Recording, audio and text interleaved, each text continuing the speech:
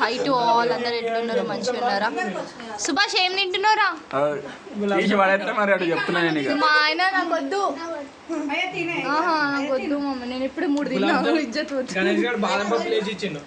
సుభాష్ ఏం తింటున్నావు? అంత పెద్ద గ్లాస్ లో 2 గులాబ్ జాములు ఉన్నాయి ఏంద్రా? 4 ఉండే 2 తినేసిన కాబట్టి పక్కన తింటున్నా చూస్తున్నారా?